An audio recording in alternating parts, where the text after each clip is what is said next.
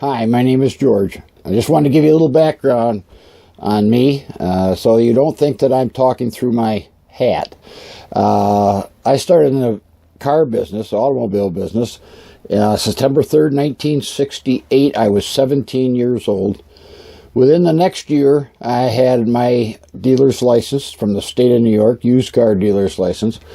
And very shortly after that, I started 15 years worth of wholesaling, fixing cars up mechanically, body-wise, and taking them to other car auctions, buying them from dealers, what we call curbing, and then taking them to car auctions for the most part, or selling directly to another dealer that may be looking for such a thing. And we had a lot of fun doing that. And it was a very big learning experience for when I went forward for that and got into retail. I started working for a new car dealer, a Chevrolet new car dealer, and I worked there for 32 years. I guess you might say I haven't done a lot of moving around. In that 32 years, I went from used car manager to new car manager to sales manager to general sales manager to general manager. And I had an awful lot of fun, but I had also had a lot of success. And while I don't like to blow my horn, just so you don't feel like, I'll tell you what, I'd have somebody come in from the factory and they'd sit down and they'd start to tell me what to do. And, if they had had experience, they sat on my side of the desk and talked to people and knew how to handle customers and knew how to handle salespeople. Fine, I'd listen. They could very well have something that I could use. But if they hadn't, I had no time for them, right? And, they may have read the book. Well, you know what? There's a lot of books out there, and there's not a lot of good common sense that goes with those books in a lot of ways. But, so that's kind of the way I look at it, and maybe you look at it the same way. Well, anyway, 16 years Legion of Leader, Chevrolet sales manager. I was Mark of Excellence for 6 years, which was the new program that took over from Legion of Leaders. I had a superior rating in the state of New York as far as Chevrolet was concerned. And also, I won the Oldsmobile Elite program while there was still Oldsmobile around. It's hard to believe that car's gone.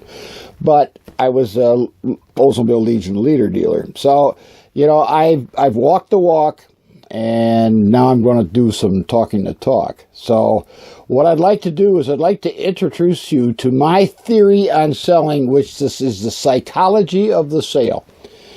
And that is really... I look at this as a whole process. I look at this as breaking down into segments that follows logic. Segments that follows logic. And I'm talking about the car business? It seems impossible, don't it? Well, but we're going to talk about the psychology of the sale, and I hope I can help you to make that extra money that you deserve. If you're going to be a professional salesperson, you deserve it. And if you're not going to be a professional salesperson, I would recommend getting a factory job or, I don't know, a pimp or something, whatever trips your trigger, okay? But if you're not going to do the work and you're not going to do what's necessary to become a professional, then you need to be doing something else.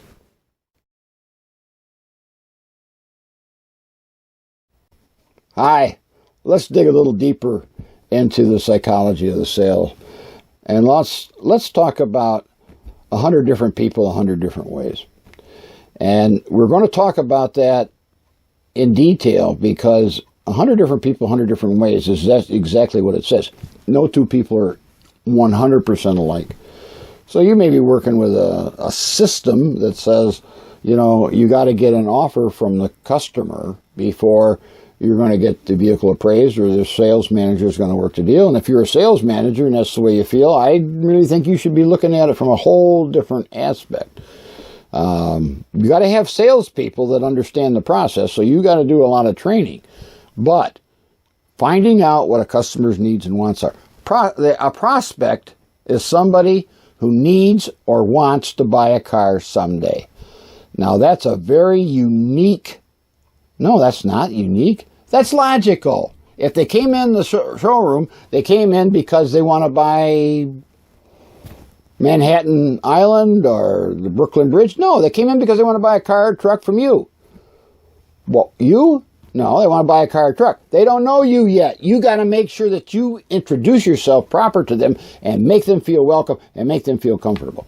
And you have to observe exactly what's happening in front of your very eyes.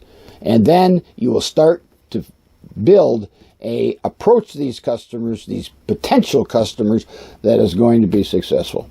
And it is not a difficult process, but it is a thinking process, and it is a building process. So we're going to be talking about 100 different people, 100 different ways. And then we're also going to talk about 7% of what people actually say is 100% truth. Let's put that another way. It's not what they say, it's how they say it. All right, not what they say, it's how they say it. What's that mean? It means that you got to be reading the people. You got to be looking at them. If they've got their arms folded, you have one goal, and one goal only at that point in time is to get their arms unfolded. How are you going to do that? Well, there's a lot of ways of doing it depending on the situation. Maybe it's a widow or a widower, and it's the first time they've been in a dealership, and they're the ones that's got to be making all the decisions, okay? Maybe it's somebody who has had a bad experience. There's a lot of bad experiences out there. Maybe you need to discuss some of those bad experiences. Maybe you just need to ask the customer. You seem nervous. You seem to be uptight. Is there a reason for that? They're going to tell you something. They're not going to tell you, I love doing this. I'm not uptight. You kidding me? No, they're going to tell you why.